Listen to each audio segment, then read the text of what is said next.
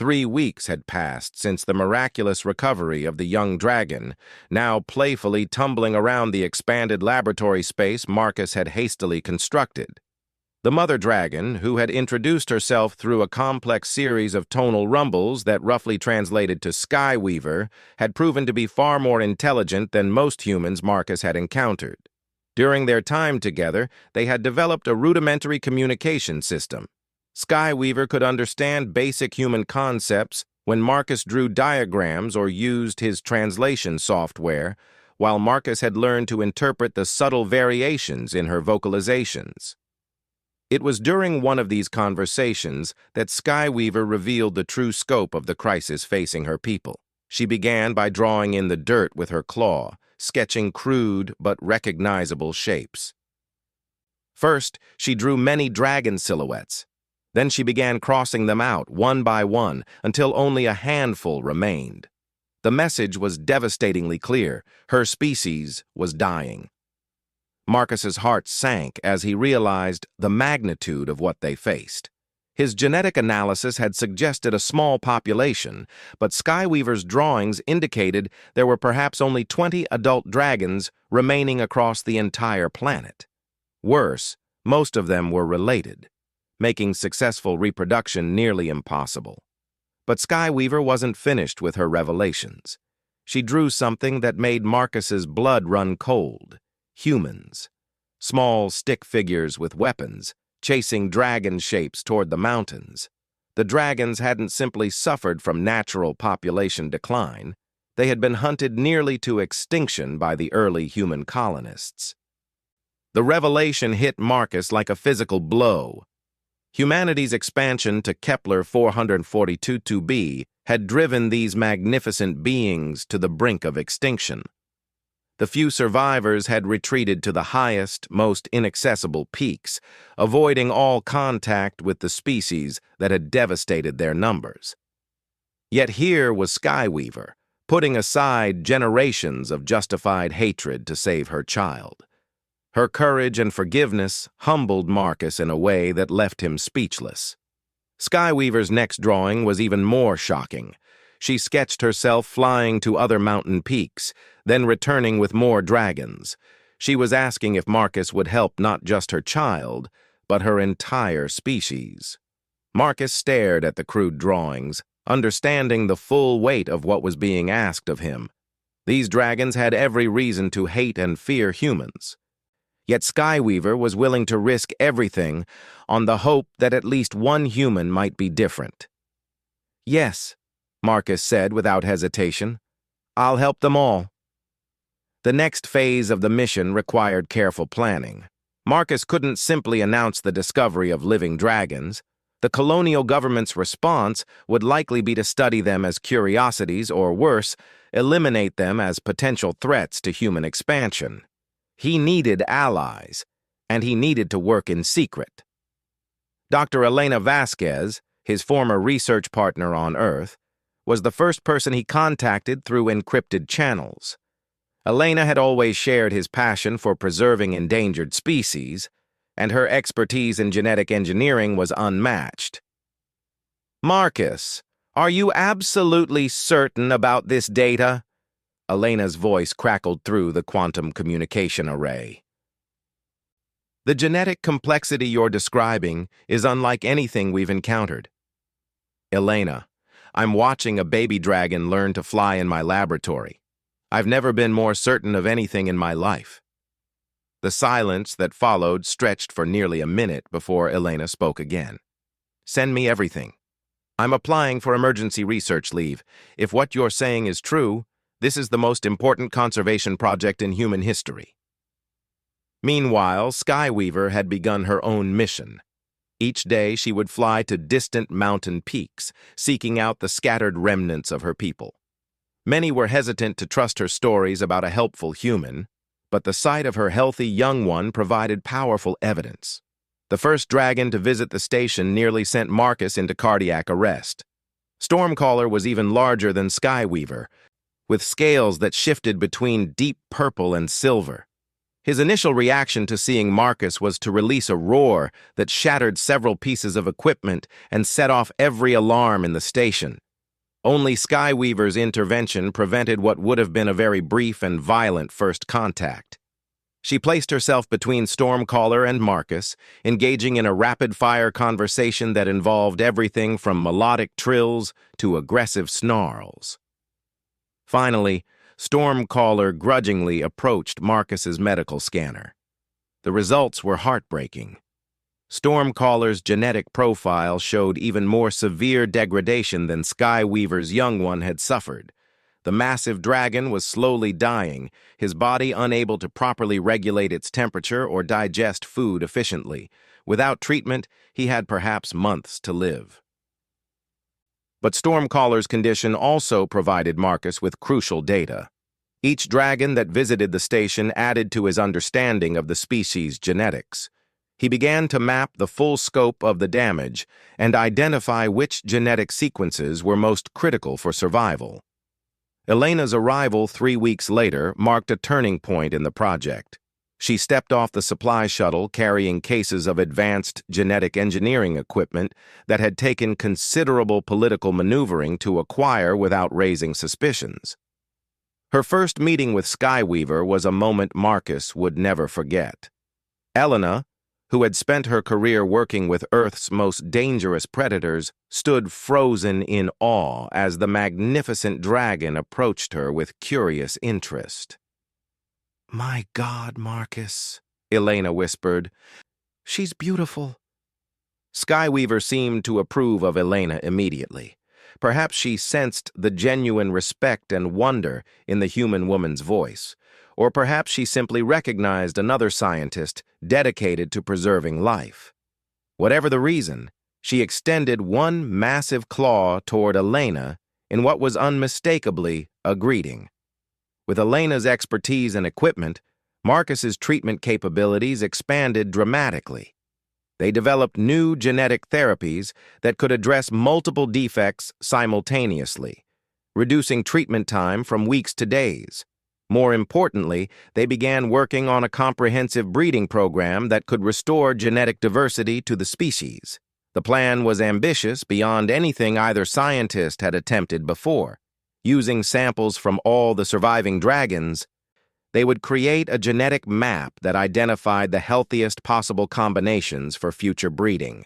They would then use genetic therapy to repair the most severe defects in the current generation, giving them the strength to produce healthier offspring. But the project faced challenges beyond the purely scientific. Each dragon that came to the station represented a leap of faith that went against millions of years of evolutionary caution. Many refused to trust humans at all, no matter what Skyweaver told them. It was young Ember, Skyweaver's child, who provided the breakthrough. As the first dragon to be successfully treated, Ember had grown strong and healthy under Marcus's care. More importantly, Ember had bonded with both human scientists, showing none of the instinctive fear that plagued the older dragons. When Ember flew alongside Skyweaver to visit reluctant dragons in the mountains, the sight of a healthy young one playing fearlessly around humans proved more persuasive than any argument. Slowly, painfully, the surviving dragons began to trust. The breakthrough moment came when Marcus successfully treated Stormcaller's condition. The massive dragon's recovery was nothing short of miraculous. Within days of treatment, his scales regained their lustrous sheen, and his movements became fluid and powerful once again. Stormcaller's response to his recovery stunned everyone. The proud dragon, who had initially viewed humans with barely contained hostility, approached Marcus with something approaching reverence. In a gesture that reduced both scientists to tears, Stormcaller gently touched his massive snout to Marcus's forehead in what was clearly a benediction. But perhaps the most significant development was the growing communication between the species. Elena, with her gift for languages, had made remarkable progress in understanding dragon vocalizations. She discovered that their language was incredibly sophisticated, with multiple tonal layers that could convey complex scientific and emotional concepts simultaneously. Through Elena's translations, Marcus learned that the dragons possessed an oral tradition stretching back thousands of years. They spoke of a time when their species had numbered in the thousands, when they had been the apex intelligence on Kepler 442b. Their stories told of great cities built into mountain peaks, of art and philosophy that rivaled anything humanity had produced. The humans' arrival had shattered that civilization in a matter of decades. The early colonists, lacking any understanding of dragon intelligence, had viewed them simply as dangerous animals to be eliminated. By the time anyone realized the truth, it was too late. Yet the dragon's oral tradition also contained something else. Prophecies that spoke of a time when the children of the sky would return, when the ancient wounds would heal through the cooperation of two species. Marcus found it deeply moving that these prophecies had given the dragons hope during their darkest hours. As the genetic therapy program expanded, Marcus began to see signs of hope. The treated dragons were noticeably healthier and stronger. More importantly, preliminary genetic compatibility tests suggested that breeding between treated individuals could produce viable offspring with significantly improved genetic diversity. But the true test came when two of the treated dragons, Skyweaver and a male called Cloudstrider, decided to attempt breeding. The entire future of the species might depend on whether their offspring could overcome the genetic bottleneck that had plagued recent generations. Elena and Marcus monitored the pregnancy with equipment that could track every aspect of the developing embryo's health. The genetic scans showed promise. The young dragon appeared to be developing normally, with none of the severe defects that had characterized recent births. The anticipation among both humans and dragons was palpable. This wasn't just a birth. It was a test of whether an entire species could be pulled back from the brink of extinction. When Skyweaver finally laid her egg in a specially prepared chamber within the research station, the moment felt like witnessing history. The egg itself was magnificent, nearly a meter tall, with a shell that seemed to glow with internal light. Both species held their breath as they waited to see if the future of the dragons would emerge from that precious shell. The hatching took place on a dawn when both suns rose in perfect alignment, casting the research station in golden light that seemed almost ceremonial. Every surviving dragon had gathered for the event, their massive forms arranged in a protective circle around the incubation chamber. Marcus and Elena watched from their monitoring station, hearts pounding as the first cracks appeared in the luminous shell. What emerged exceeded every hope they had dared to nurture. The baby dragon was perfect, scales that shimmered with healthy vitality, eyes bright with intelligence, movements strong and coordinated. Most importantly, the genetic scans showed diversity levels that hadn't been seen in the species for over a century. The moment the young dragon took its first breath, every adult dragon present began a song unlike anything the humans had ever heard. It was a harmony that seemed to reach into the very foundations of the world, a celebration that spoke of renewal and hope restored. Even Marcus found himself weeping as the melody washed over him. Skyweaver approached her new offspring with tender reverence, but she wasn't the only one. Each adult dragon came forward to greet the hatchling, welcoming it not just as Skyweaver's child, but as the first symbol of their species' resurrection. The baby dragon, already showing the intelligence that characterized its kind, responded to each greeting with playful chirps and tiny roars. But the significance of this birth extended far beyond a single healthy offspring. The success proved that Marcus and Elena's genetic therapy program could work on a species-wide scale. Over the following months, more eggs were laid, each containing young dragons with improved genetic profiles. The research station transformed into something resembling a diplomatic embassy between species. Dragons came and went regularly, some seeking medical treatment, others participating in the breeding program, and still others simply engaging in the complex negotiations that would determine how two species might coexist on the same world. Elena's linguistic breakthroughs had opened channels of communication that revealed the true sophistication of dragon society. They possessed advanced mathematical concepts, engineering knowledge that had allowed them to build their mountain cities, and most surprisingly, a scientific tradition that complemented human approaches in unexpected ways. The dragons understood their world in ways humans had never imagined. They could sense magnetic fields, predict weather patterns days in advance, and navigate by detecting gravitational variations too subtle for human instruments to measure. Their knowledge of Kepler 442b's ecosystem was encyclopedic, accumulated over millennia of careful observation. This exchange of knowledge proved beneficial to both species. Dragon insights helped human colonists avoid several environmental disasters, while human medical technology extended dragon lifespans and improved their quality of life.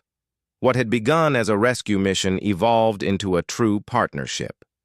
The political challenges, however, were immense. Word of the dragon discovery had inevitably leaked to the colonial government, sparking debates that reached all the way back to Earth.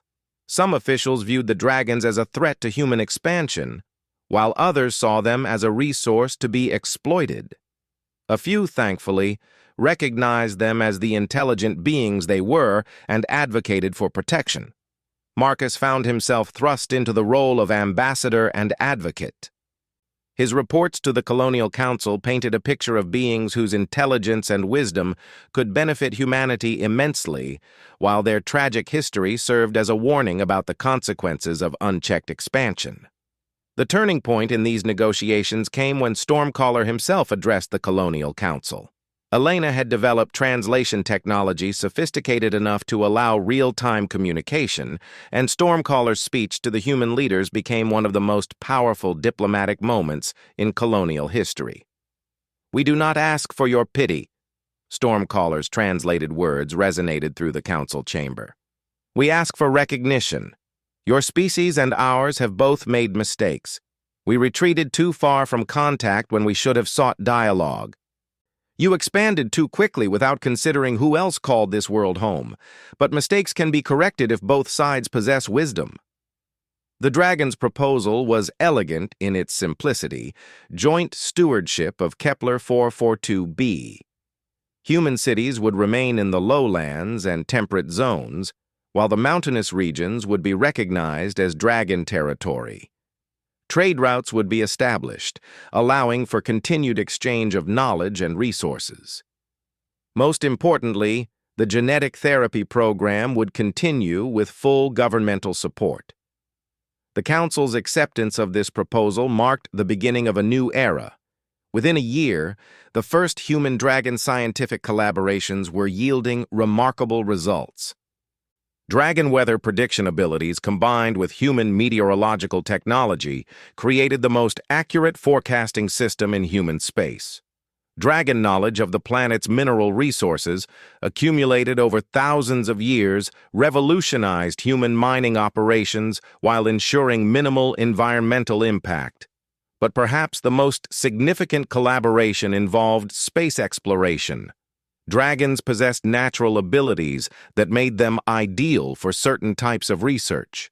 Their magnetic field sensitivity could detect gravitational anomalies that might indicate valuable resources or potential hazards, while their ability to survive in low-oxygen environments made them perfect partners for atmospheric research on other worlds. The first joint human-dragon expedition to Kepler 442b's outer moon became a symbol of what the two species could accomplish together. Elena piloted the shuttle while Stormcaller provided navigation and environmental analysis capabilities no human technology could match. Their discoveries revolutionized understanding of the Kepler system and opened possibilities for further exploration. Back on Kepler 442b, the dragon population began its slow but steady recovery. Each new generation showed improved genetic diversity, and Marcus's projections suggested that the species would reach sustainable population levels within 50 years. More importantly, the young dragons growing up in this new era showed none of the instinctive fear that had characterized human-dragon relations for so long. Ember, the first dragon Marcus had treated, became something of a celebrity and unofficial ambassador. Now fully grown and magnificent, Ember spent equal time in dragon territory and human settlements, serving as a living bridge between the species. The sight of a dragon walking peacefully through human streets, stopping to play with children or assist with heavy lifting, became a symbol of how much the world had changed. The research station itself evolved into a permanent institute for interspecies cooperation. Scientists from both species worked together on projects ranging from medicine to engineering to philosophy. The dragon oral tradition was being transcribed and studied, revealing scientific insights that complemented human knowledge in unexpected ways. Marcus often reflected on that first morning when a desperate mother dragon had entrusted her dying child to a stranger. What had begun as a simple act of compassion had blossomed into something that transformed two civilizations. The genetic therapy program continued to refine and improve dragon health, but its significance extended far beyond medicine. The relationship between humans and dragons became a model for how different species could coexist and thrive together. When other worlds were discovered harboring intelligent life, the Kepler 442b protocols became the standard for first contact and cooperation. The lessons learned from nearly destroying one species through ignorance and fear guided humanity toward more thoughtful expansion among the stars. Years later, as Marcus watched Ember's own offspring playing in the gardens around the Institute, he marveled at how one moment of trust had changed everything. The mother dragon who had overcome fear and hatred to save her child had ended up saving both their species in ways neither could have imagined. Skyweaver, now an elder respected by both species, often visited the Institute. Her conversations with Marcus had evolved far beyond the crude drawings of their early days into philosophical discussions about the nature of intelligence, cooperation, and hope. She spoke of her people's prophecies being fulfilled, but also of new prophecies that spoke of dragons and humans traveling together to distant stars. The greatest testament to their success wasn't found in population statistics or technological achievements, but in something far simpler: laughter.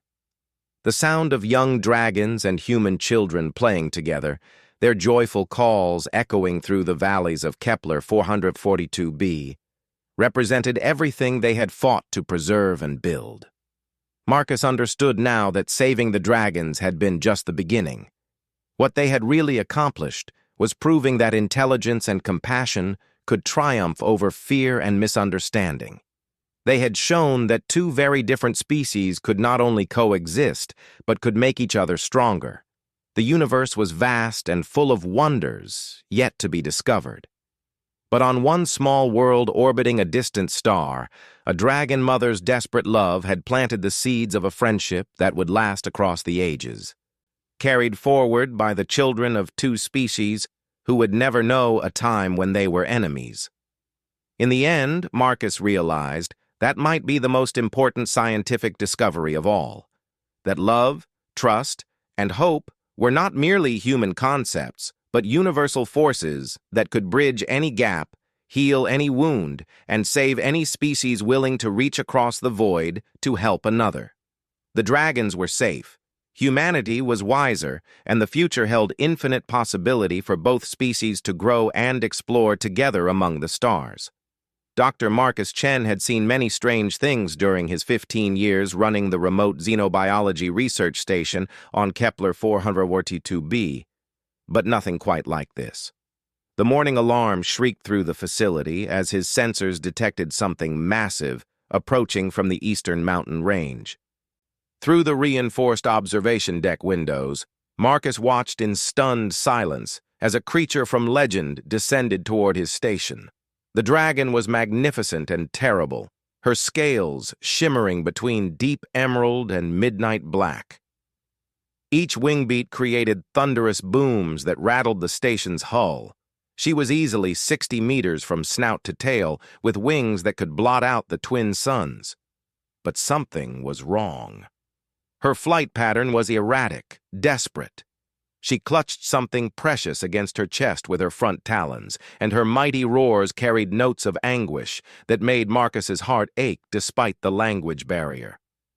The dragon landed heavily in the clearing outside his station, her massive claws gouging deep furrows in the rocky soil. For a moment, she simply stood there, her great head swiveling as she examined the human structure with eyes like molten gold. Then, with infinite care, she lowered her burden to the ground. Marcus gasped. Nestled between the dragon's protective claws was a smaller version of herself, no bigger than a large dog. The young dragon's scales were dull and lifeless, its breathing shallow and labored. Even from this distance, Marcus could see the creature was dying. The mother dragon looked directly at the observation windows where Marcus stood. Their eyes met across species, across evolutionary paths that had diverged millions of years ago. In that moment, Marcus saw something that transcended all barriers, a mother's love and desperate hope. She began to speak, her voice a rumbling melody that the station's computers couldn't translate. But Marcus didn't need translation software to understand her meaning. She was asking for help. This apex predator, this creature of myth and power, was begging a tiny human to save her child. Marcus had dedicated his life to studying the indigenous life forms of Kepler 442b. The dragons were legendary among the colonists, spoken of in whispers and half-believed stories. Most humans thought they were extinct, if they had ever existed at all. The few blurry recordings showed creatures that kept to the highest mountain peaks, avoiding all contact with the human settlements. Yet here one stood, having somehow learned of his research station, having made the choice to trust a human with the most precious thing in her world. Without hesitation, Marcus activated the station's external communication system. He spoke slowly and clearly, hoping his tone would convey what his words could not. "I understand," he said. "I want to help. Please, let me examine your young one." The dragon tilted her massive head, considering. Then, with movements so careful they seemed choreographed, she used one claw to tap on the station's outer airlock. The message was clear. She wanted him to come outside. Marcus's hands trembled as he suited up in his environmental gear. The atmosphere was breathable, but he wanted the suit's medical sensors and protective capabilities. As the airlock cycled, he wondered if this was the last mistake he would ever make. The dragon stepped back as Marcus emerged, giving him space but keeping her golden eyes fixed on him.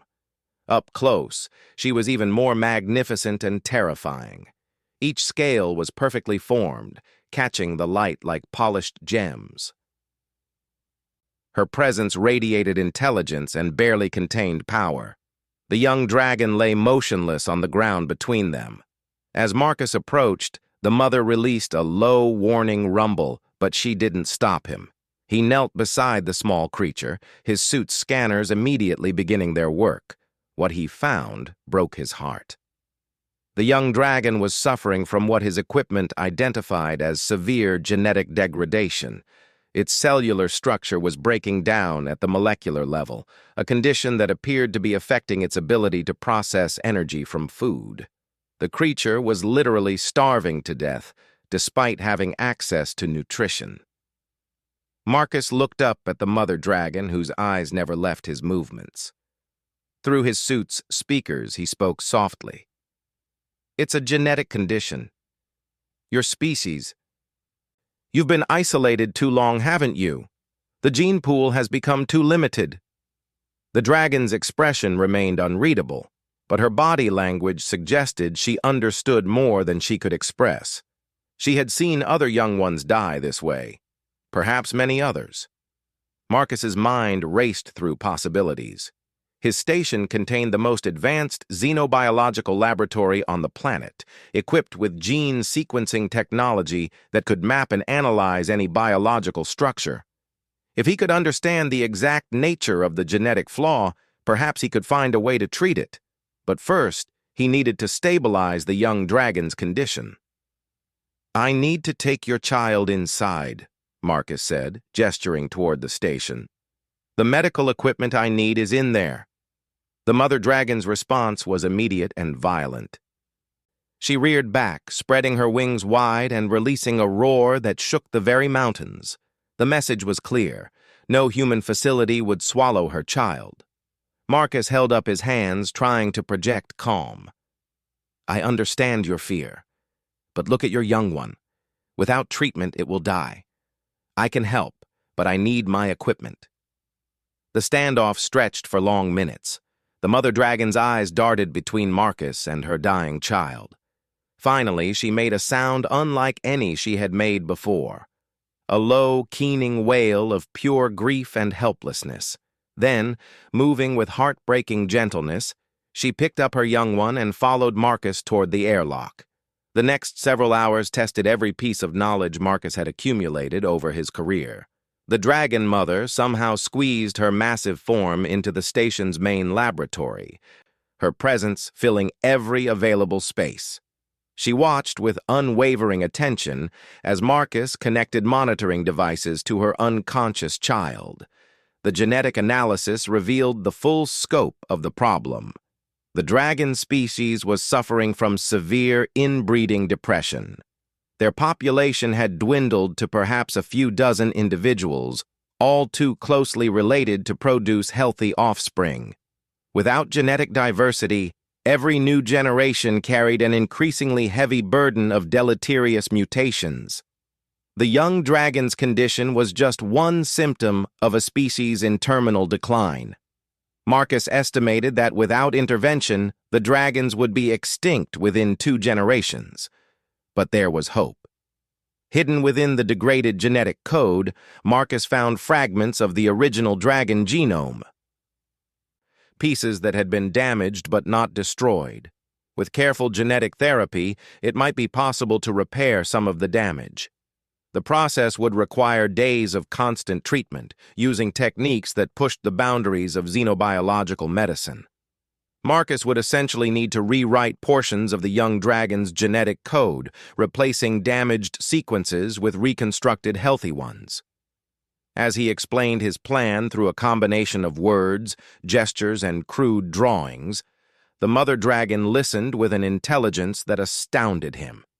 When he finished, she placed one massive claw gently on his shoulder and rumbled something that sounded almost like gratitude. The treatment began immediately. Using viral vectors modified to work with dragon physiology, Marcus began introducing corrected genetic sequences into the young dragon's cells. The process was delicate and dangerous. One mistake could kill the patient instantly. Throughout the procedure, the mother dragon never left her child's side. She crooned soft lullabies in her ancient language, songs that had been passed down through generations of her kind. The melodies were beautiful and haunting, carrying the weight of an entire species' history. As the hours passed, Marcus found himself working alongside a creature he had once thought was mythical. Despite the language barrier, they developed a partnership born of shared purpose. The dragon's keen senses could detect changes in her child's condition that Marcus's instruments couldn't register, while his medical knowledge provided hope where there had been none.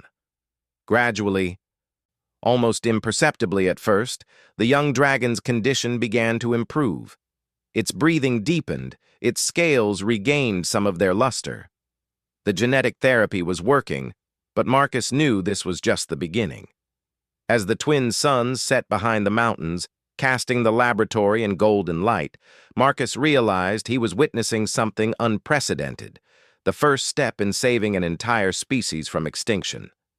But he also knew that saving one individual, no matter how important, wouldn't be enough. The real challenge lay ahead. convincing the remaining dragons to trust humanity enough to accept help, and developing a comprehensive genetic rescue program that could restore their species to viability. The mother dragon seemed to sense his thoughts.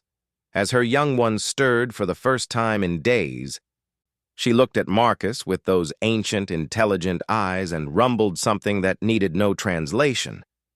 This was just the beginning.